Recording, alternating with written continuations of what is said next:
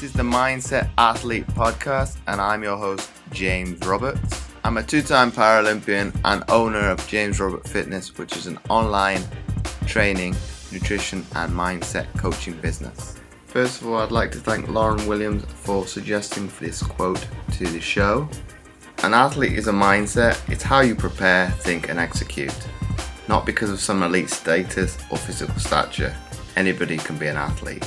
By Chris Harth. And each week on the Mindset Athlete, we like to bring you inspirational athletes, a message, or experts talking about human optimization to teach you how to change your perception of your mindset and become 1% better. And on today's show, I've got Garrie Holness. Garrie's been a professional account executive for over 20 years. He had a near-death experience in 2005 during the London bombings. After his leg amputation and relearning to walk, it has inspired him to change his life and become a motivational speaker and author. So welcome onto the show, Garrie. Thank you very much, and thank you for having me. I'm much appreciated. Oh, the pleasure is absolutely all mine, Garrie. Obviously, for my audience, I've known Garrie for, what is it now, probably 10 plus years. Yeah. So to give some context for the listeners, obviously I know you from back in the days when I was in the national squad for volleyball. What little nugget would you like to add in addition to the introduction that I shared there? Life is what you make it. Life is what you make it, and everyone in life has negative thoughts, and negative thoughts should be looked upon like a bird that flies into a tree, lands on a branch, and then flies away. So let a negative thought come in one ear and just let it fly away the next ear. Don't dwell on those negative thoughts, and always find something that you should be grateful for in life. The fact that you're alive and you're breathing, be grateful for that. The simple things. Don't overthink things. And one last thing I'd like to add to that as well is the past is already gone. The future is not guaranteed to nobody. Live in the now, the present, and appreciate the time that you have right now. On that note, Garrie, per se, and obviously I'm doing it slightly differently. If you do hear songbirds in the background, I'm doing it outside for once, for a change, just to mix it up. But I think, why do we have this tendency to either dwell on the past, and obviously, secondly, you may have seen this as well on social media. People had a tendency to either be, I've seen it on Instagram or Facebook, wishing for a return back to normality in the future. Why as a human beings do you think, and obviously it's your opinion, we have a tendency to do that? Sorry, so the question is having a tendency to want to wish to go back to what we went to, where we was? Yeah. I think people are scared of change in general. When you come out your comfort zone, it's a scary thought. And I feel like because of that, people are unaware of what lays ahead of them. So they want to stay in that comfort zone and wish that they can go back to 2019, so to speak, and live like that. It's never going to be like that. It's changed, and it's going to change. It's going to stay like this forever. And when I say it's going to stay like this forever, I'm not talking about the virus. I'm talking about society in general is going to change. So we have to accept the fact that this change is coming in, and try to how can I say it? Blend yourself with it and go along with it, so to speak, rather than fight against it. Do you know what I'm saying to you? Yeah, sort of like go with the tide rather than fight against the tide. It's there, so you got to utilize it. You think on that basis, that's why a lot of people, and I'm only grasping at straws here because obviously I don't know the statistics of it, but do you think that's why a lot of people are going to have mental health, or should I say, will be suffering with mental issues because they're pushing against the tide? Yeah, I want to accept where they're at. I 100% believe that is part of the problem. They're so comfortable in their position and where they are in life that this change is going to throw them off key, because familiarity, they like to be where they are. And again, like I say, when you come out your comfort zone, it's a scary feeling. And for that, that's going to cause some mental anxiety, some mental stress, because they're not used to what's going to be going on in front of them in the future. But do you think it, because it was I'm trying to think of the word I want to use, a change that they didn't have complete control over, versus, say, if you want to change your physique, you want to change your diet, you want to change your mindset, you have some sort of control to a certain extent, because obviously you can be skewed, or I don't want to use manipulation in that way, but in terms of you can be kind of coerced by other people to change that. Whereas with the situation we find ourselves in, it is something that is completely unknown. So the change has kind of happened like in a blink of an eye. Yeah. So again, like you're saying, this change has been kind of forced upon us. And as human beings, when things are forced upon you, you resist. You want to push against it. But then in saying that as well, in life in general, there's always going to be things that happen that changes your perspective in life. And it's how you deal with that change, and it's how you change that perception within you. Some of these things that happen within us, in the outset, they might look like it's wrong or it's negative. But then if you change your perception and look at it in a completely different way, it might be fantastic. It might be beautiful for you. It might be the change that you actually needed. Do you think that mindset for you, Garrie, has been obviously instilled from you, from obviously having literally reading your story that what you shared with me on LinkedIn, to kind of get you on the show? Do you think having that near-death experience has kind of given you a sense of what we discussed about off air, of you've got a purpose, so you have to serve because you've been given a second chance? 100%. I mean, again, I'm gonna combine that with what we just spoke about before, man. I believe I have a second chance in life, because I was next to the suicide bomber in 2005 in the 7th of July bombing, and 26 people around me died. So my thing is, because I was right next to him and I didn't die and I'm still here, I've got to be grateful for that fact. And there's been days upon days and years that I've been thinking, why am I still here? And I'd question myself about that.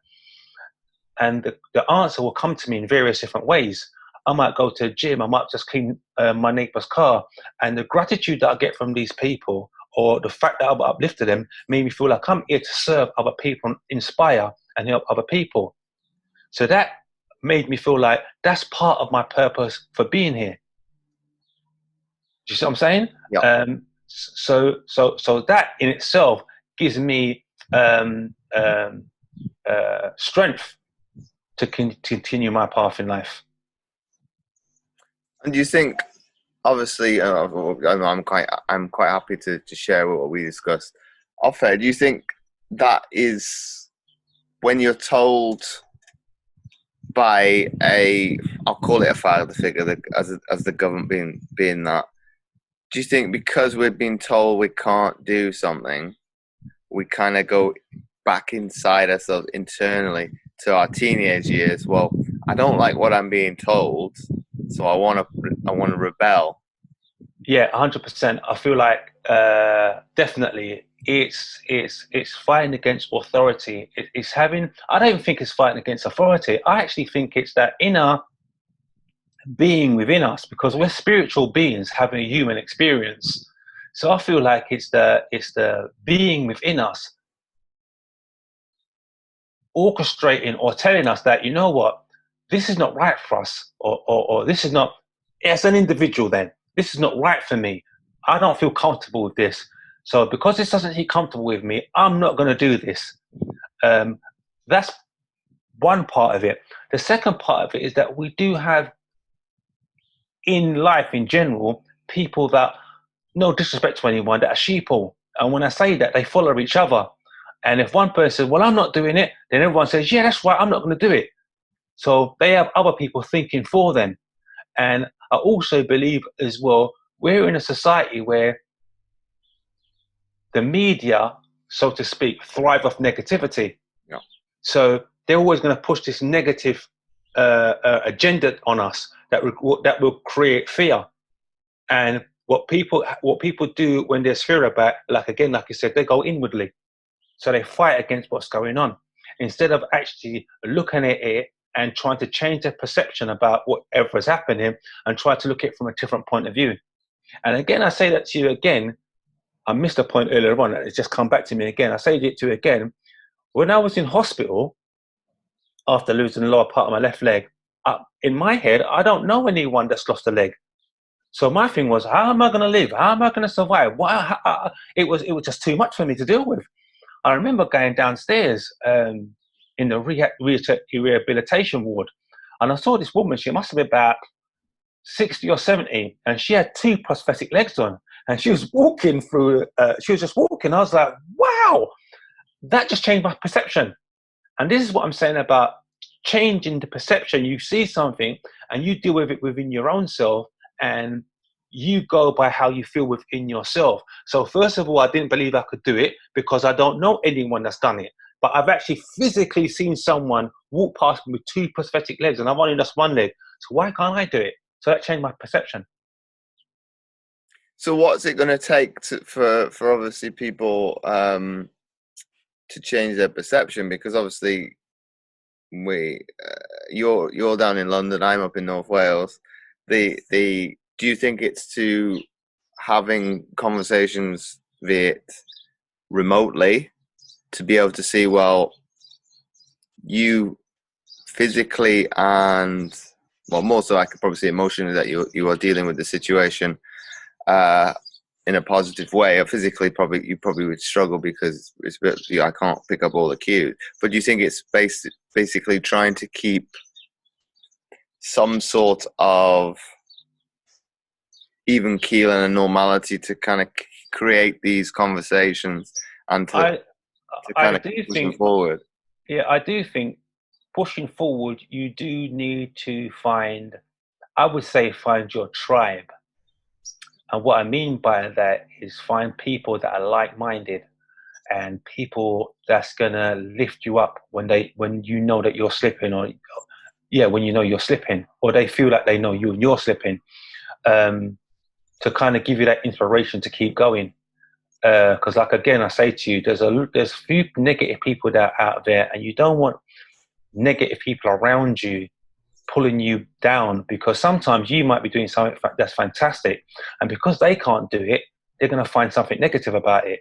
Where you want people around you that when you're doing something brilliant, it's going to say, mate, that is absolutely fantastic, to give you that feel good factor within yourself. You know, and when you're feeling good, so if I've given you that feel good factor, if you're feeling good, I'm going to feel good that I've made you feel good. You see what I'm saying to you? So we bounce off each other. So it's having that positive tribe around you that inspire you and lift you up whenever you're feeling down or you feel like you're slipping. And I think that's the main thing. And that in itself would help change your mindset. So what kind of strategies have you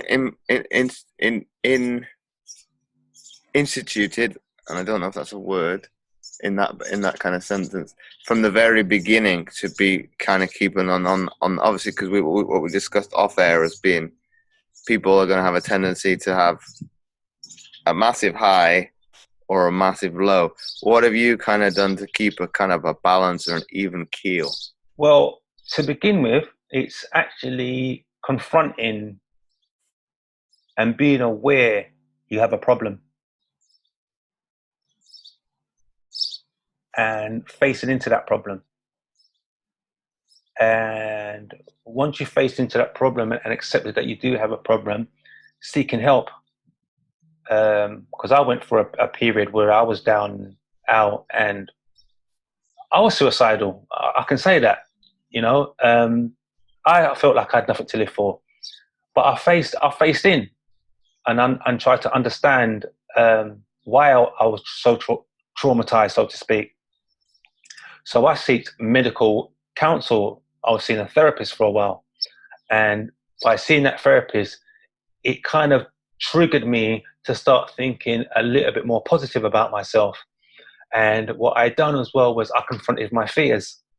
And once I started confronting my fears, everything was like a step-by-step process. You can't run before you can walk.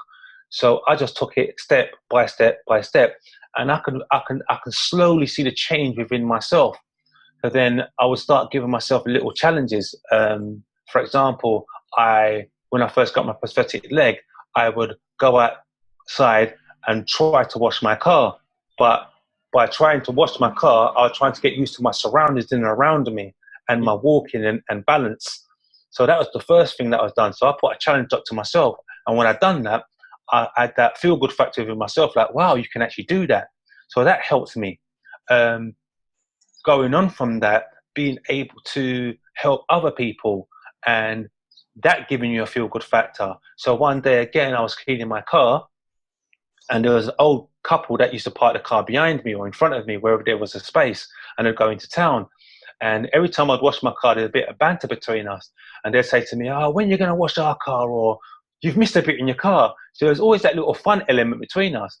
But one day I felt like I had enough strength within me to wash their car. And I did wash their car. But once I finished their car, I went into my house and I sat in my house and I thought, let me just see them when they're coming off the tram. So I was waiting for them to come from the town, and eventually they did. I saw them come to the tram and I saw the older guy like giving his car a once over. But the smile that was on his face while he was looking at his car was like, wow, disbelief. And I was thinking, look what I've just achieved. I've just taken the focus off of myself and what I'm going through and put it onto these people. And I've made them feel good about coming to their car and it looking the way it did. So that made me feel good about myself. So it's switching the focus sometimes from yourself onto other people to uplift yourself. Again, another thing that I found within myself is gratitude. Gratitude is a massive thing. I lost one leg, but I've gained four. I've got a walking leg, a dancing leg, a swimming leg, do you know what I mean? And a gym leg. But it's being grateful for those little things. The fact that I wake up in the morning, I'm grateful for that. You see what I'm saying to you? So it's finding those little elements of things. And the biggest thing as well, I'd say about I found within myself is forgiving myself. Now, everyone has a tendency that when you talk about forgiveness, you always talk about forgiving other people. What about forgiving yourself? So I'm saying to you, you might have, I don't know, swore at someone when you didn't need to swear at them. You might have had an argument, or you might have seen a fight somewhere that you wish you might have jumped into, or you might have, there's various different things that you could have done and you wish you could have done it differently. You've got to learn now to forgive yourself. Once you've forgiven yourself, that's the next stage of moving forward. Because a lot of us hold things within ourselves and we're fighting within ourselves. We're having an internal fight within ourselves, which is not a good thing. Just what I'm saying to you. So it's good to actually go within, see what these problems are and try and eradicate them within for you to have a better outlook on life. So on that basis then, Garrie, obviously with you having the four legs, and people might be curious to know this, how do you keep yourself grounded, be it you're not able to use at least one of the legs, the swimming one more specifically because of being that facility is closed? What do you have to do to keep yourself in a sense of positivity if you have a tendency to look at that and think of what if? What if in a sense where I was using the leg to go swimming and going to the sauna? Yeah. Well, I switched the focus. What I do there is I know that swimming was good for me and I know that going in the sauna was great for me. But what I do then is I switch the focus. I switch off from that. I appreciate, again, like I said in the beginning, I'm not going in the future. I'm not going in the past. I'm looking at the now. So what can I do now to uplift myself?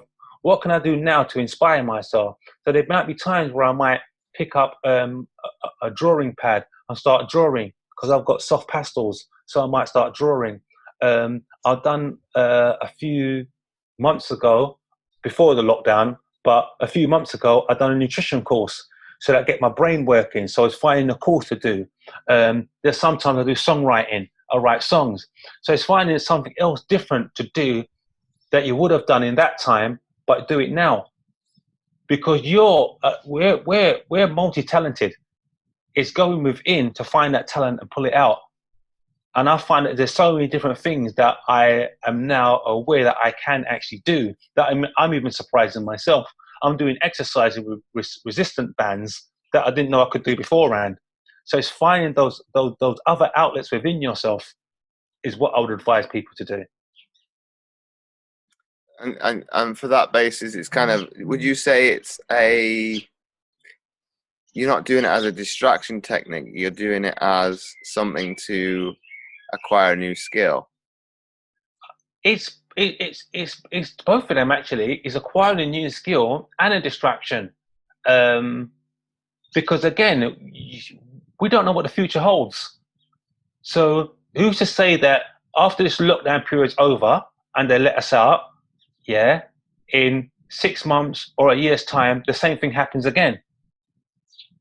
So I'm saying to you, so if it does happen again, I will know what to do because I've already been in that situation. So it's both. Like I said, it's something I'm learning within myself, and it's helping me to get over this period where I might have gone to the gym, gone in the sauna, or gone swimming. So it's allowing me to become a better person within. Actually, it's allowing me to become a better person within because it's allowing me to bring my talent to the fore, which it might have been held down beforehand. Because you know what? Every single day you're doing the same thing over and over again. You become robotic in what you're doing. So what this is doing is allowing me to go in and pick out new talents within myself. Reading now, writing. I'm writing an article for some magazine to do with trauma again. See, and these things I wouldn't have done beforehand if I wasn't in the lockdown. So that's why I look at the lockdown period as something where I can actually go within myself and bring out new talents that I didn't see beforehand.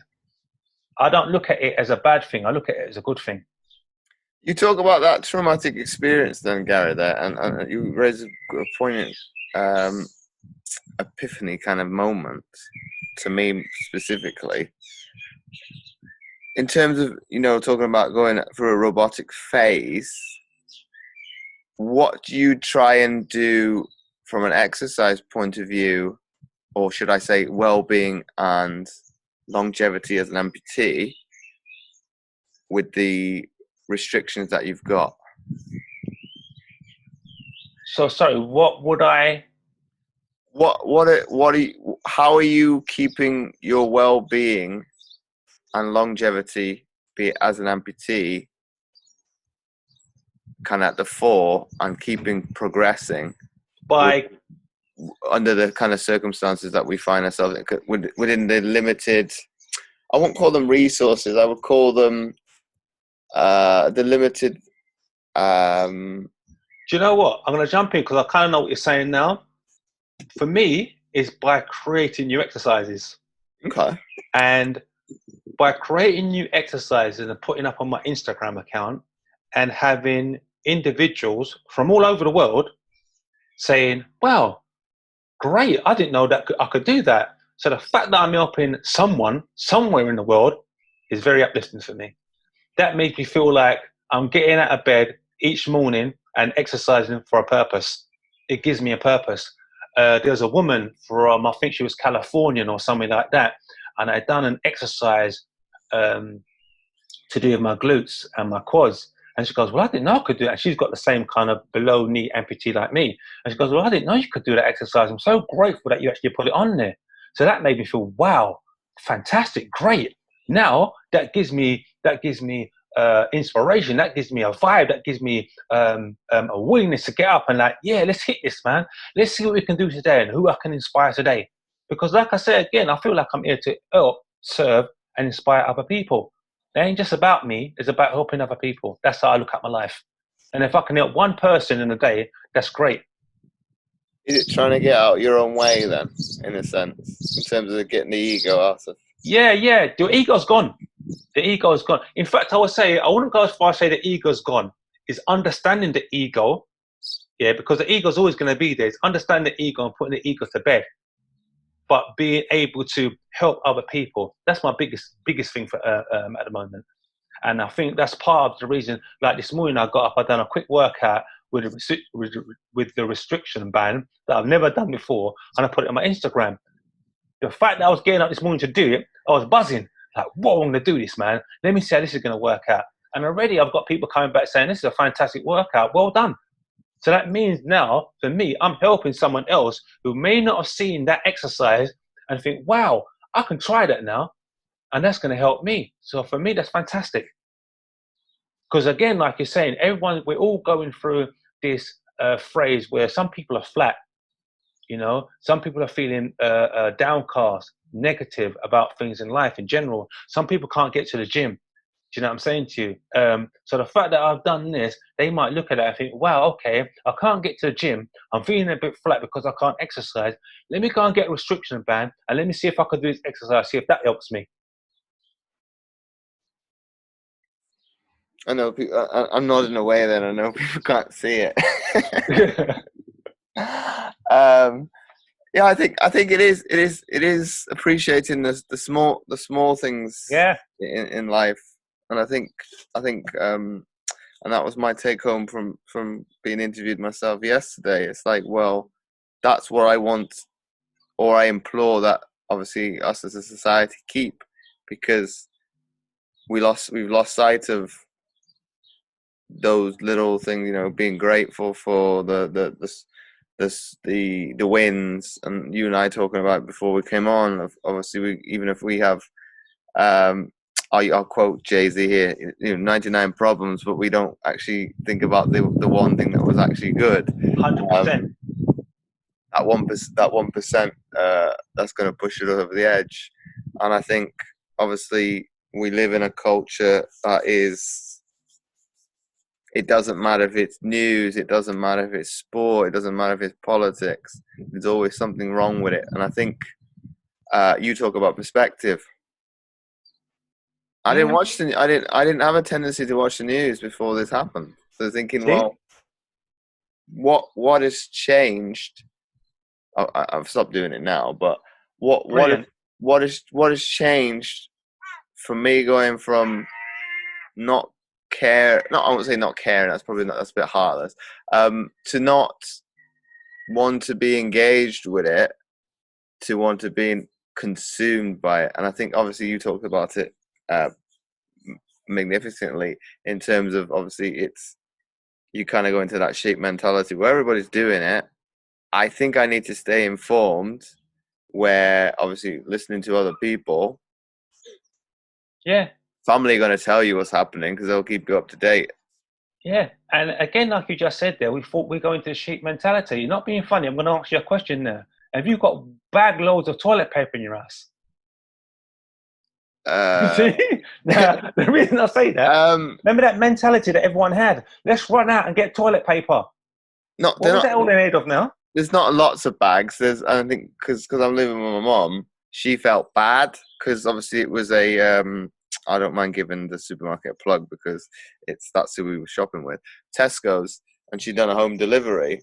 But I'd gone to the supermarket, I think the week before, got like the bare minimum. I think the smallest, like a 4-pack, and then ordered it for the longevity of it and got something a little bit bigger. But it wasn't because of scarcity. I think it was because you didn't know how long that kind of mentality was going to be kicking in. Point taken. Point taken. But the biggest thing along what was going on there, everybody was running to get toilet paper. They forgot about soap and things like that. Everyone rushed for toilet paper. I had a woman friend of mine, who was shopping, and she saw these people getting all this toilet paper, and she thought, I need to get toilet paper. And she rushed and got toilet paper. And when she was walking on, she's like, why am I getting toilet paper? The sheep mentality kicks in. That's what I'm saying to you. And this is what happens when you follow the media too much. Because again, you've got to understand that, no disrespect to the media, they've got to do their job. But they already have an agenda. They have to follow their agenda. Who knows what their agenda is apart from them? So they throw this fear into everybody and everyone runs along with this fear. If you stop watching the news, you're not involved in that fear.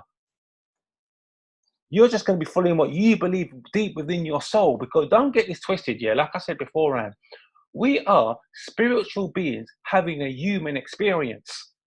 So spiritually, you will know within your soul, in your pits of your soul, it's called your instincts then, within inside you, what is right and what is wrong. Follow that. Don't follow what anyone else is pushing at you or throwing at you. You've got to follow what's right within your soul. Yeah? When this thing was kicking off and everyone's rushing to go and get things, I just stayed in the house. I thought, okay, I'll go when I'm going. You know? And everything I've wanted, I've got. And that's because I'm not rushing around. I've got toilet paper, I've got Dettol, anything I've needed, I've got. But I've just took my time and I've just taken it nice and easy rather than be part of that rat race that's running out to go and buy things left, right, and center. So this is what I'm saying. You've got to know yourself. You have to know yourself. So I'm saying to you, and what's good for you, rather than what people are telling is good for you, because you know yourself better than anybody else.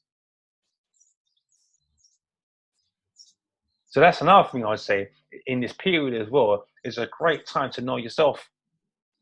Great time. And don't be scared of your own company. A lot of people out there are scared of their own company. I think it's a great time to know yourself brilliantly.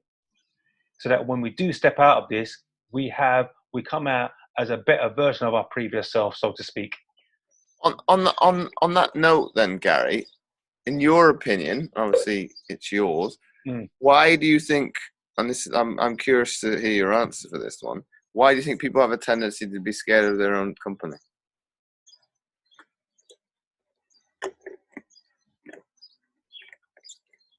I would say because first thing that comes here, again, I'm going by my instincts and what I feel my soul is telling me. And I would say that they believe happiness comes from outside, whereas happiness is an inside job. People believe they need to be, the only way they can be happy is if they interact with people outside. If you understand what I'm saying. They believe the only way that they can truly be happy truly be happy is by an outside influence. So that's why they're scared of their own company or fearful of their own company. When in fact, happiness is the inside job. Like I said to you beforehand, if you think about things that you've achieved in your life, or again, like I said to you before, and about writing yourself a love letter and then putting it under your pillow, and then when you go to bed at night, you read that love letter. That's gonna inspire you. You're gonna go to bed with on a happy vibe, yeah. But you've inspired yourself there. No one else helped you, and this is what I'm trying to get at with people. That's why I think they're fearful of their own company, because they believe they need other people to make them happy. Is it ultimately? And I know there's Aldi's a truck coming now, so that microphone might pick that up as well. Do you think it's on top, additionally to that scarcity of their own company, that unwillingness to have complete silence? Because obviously, normally it would be a feeling of relatable to I don't know where this belief comes from, that I don't like Sundays, but be it things are a lot slower, they're a lot quieter. Of course it is. But you know what it is as well, yeah? I agree with what you're saying there. But for me, what that is that they have that quiet period and they have a lot of time to think. And in that thinking zone, so to speak, you're going to have negativity. And it's fear of having that negativity why they don't want to be by themselves as well. But again, like I say to you, it's all about your mindset and understanding that's just part of life. Like the way we get up in the morning and you breathe, yeah, it's the same way negative things are going to come into your head. You could have the most positive person in the world out there, is still going to have negativity going through your mind. But it's how you deal with that negativity. Like I said before, Rand, and I'll repeat it again, negativity should just flow in and flow out. Do not dwell on it. It's going to come. When you know that negativity has come, there's no point in you fighting it. Because when you put up that resistance then becomes part of your aura and part of who you are. And that resistance within you then could bring upon some type of illness or ailments. It can make you get a headache. It can make you start feeling depressed. It can bring on anxiety. All these different kind of things can happen if you start fighting against that negative thing that's coming in anyway. Let it come in. You don't have to analyze it. Just let it come in and then let it go out gently. And then try to focus your brain on something positive or something that's uplifting, or pick up a book and read a book, or do something different that's going to change that perception in your head.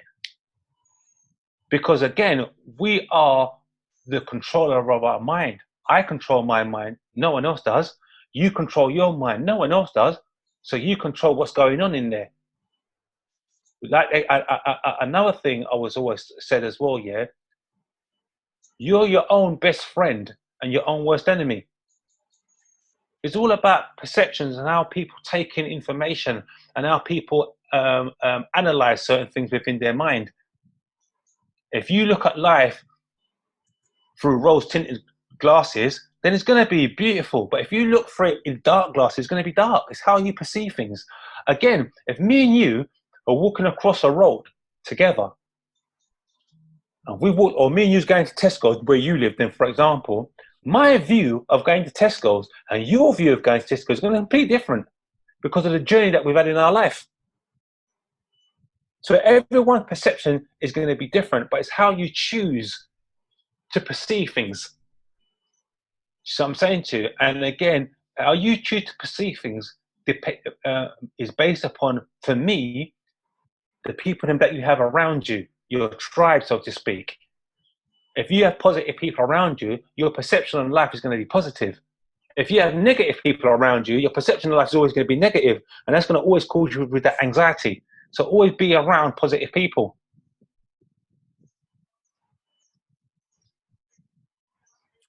But obviously, in this time, it's quite difficult. Obviously, well, I've obviously put steps in place, and probably other people have as well.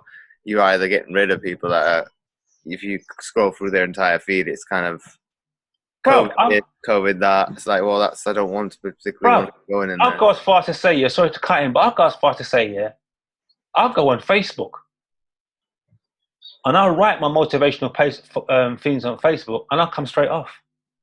Because there's so much negativity on Facebook, I think, why am I on here? But then there might be one person that can help. So I put that positive message in and I come straight back out again.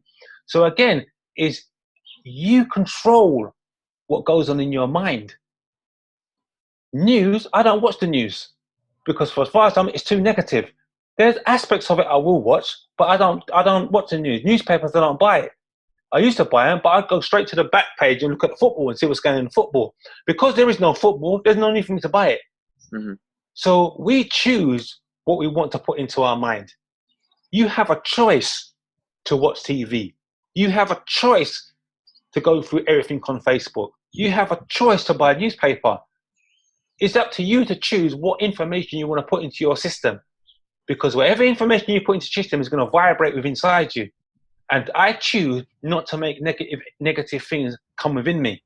That's my choice. So what would your advice be then on my penultimate question to you then, Garrie, to alter those vibrations within yourself then? If you are having the tendencies to be a little bit down in this moment. Talk it out. Find someone that you can relate to on a level and talk it out with them. It's good to talk. It's fantastic to talk. It's not about ego. Let the ego go. So I'm saying to you, there's a lot of things in life we generally just let it go. Find someone that you can just be free and talk what you need to be talking about and bounce your ideas off of them and bounce your emotions off them. I think that's a beautiful thing to do. I also think gratitude is one of the key things that we spoke about before, Ran, and being grateful for certain things. Connecting with people and helping others is another beautiful thing to do. Forgiveness, forgiving yourself, and finding a reason to carry on. Do you know what I'm saying to you? My main reason to carry on was my mum. Like I spoke before, Rand. Yeah, it was my mum. She was my driving force.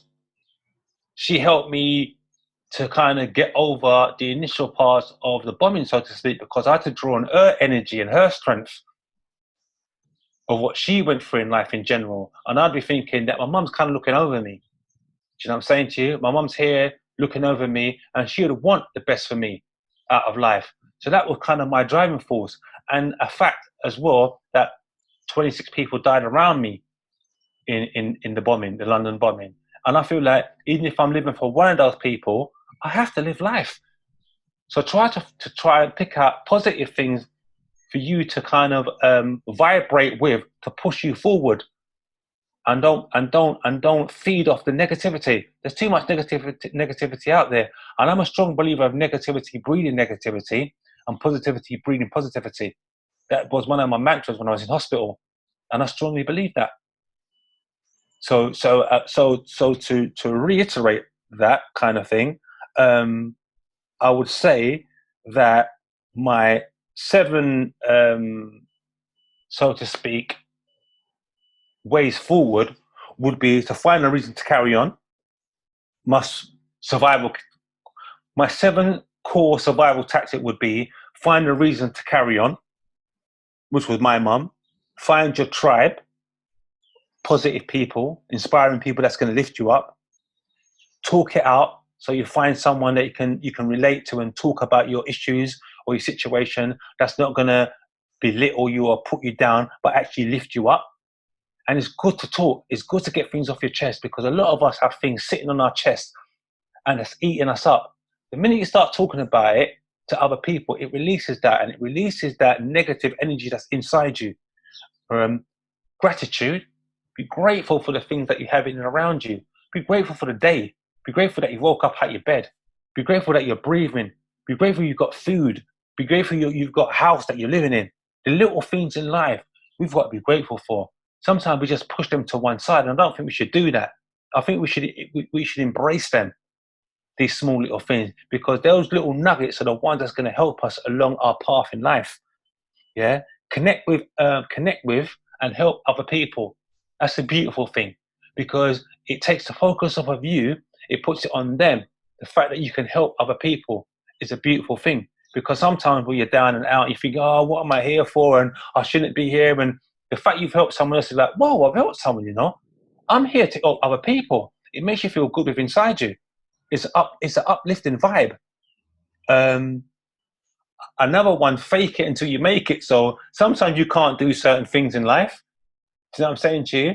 But for example, I was washing my car another day, and while I was washing my car, I was about to wash my car, and I had a bucket of water, and as I came off the pavement, I can feel myself falling. And as I was falling, I kind of turned it into a dance move, kind of thing, yeah. And I got back my balance, but I faked it, the dance move, because it wasn't supposed to be a dance move, but I faked it to make it, so to speak. But my thing was, if I'd have fallen, I'd have been like, oh, why me? Why am I going through this? Blah, blah, blah. The fact that I faked it into a dance move brought joy to myself. I could look back at it and laugh. So fake it until you make it. Don't be so hard on yourself. That's another thing that we do. We're very hard on ourselves, very self-critical. Don't be self-critical on yourself. See what I'm saying to you? And the last and not least, the biggest thing for me as well is learn to forgive. And forgiveness is not about just other people. It's also about yourself. Learn to forgive yourself. Do you know what I mean? Okay, you might have not got up today at 8 o'clock to do a workout. So forgive yourself. Move on. Do you know what I mean? Don't be so hard on yourself. So those are my 7 key points that I'd actually provide to people as core tactics of survival with regard to trauma and adversity. So on that note, Garrie, once again, thanks for coming on the Mindset Athlete podcast.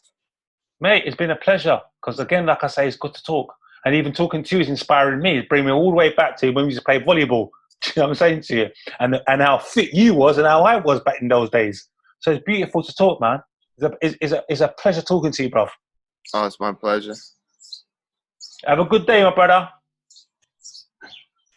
If you like this episode, please do share it with your friends and do let Garrie and I know what you thought of the episode by tagging us over on Instagram at one.foot.in and at JamesORoberts11. And again, you can do the same on Twitter and Facebook. And in addition, if you had any follow-up questions, don't hesitate to shoot them over as well. And finally, don't forget to check out Garrie on Instagram at one.foot.in. As always, don't forget to check out my free content at fitamputee.co.uk and click on the tab Resources. But not forgetting, I've also started a new Facebook group, especially for the podcast, which you can find by typing in The Mindset Athlete. And last but not least, and one especially for the amputees listening to this show, I've recently created a Facebook group called The Amputee Coach, Fitness and Nutrition for Amputees to help you lose 10 plus pounds. So make sure to check those links out. They will be in the description. You can find all the show notes at mindsetgame.lipson.com under the category General. So once again, thanks for listening, and I'll catch you next week for another episode of the Mindset Athlete podcast.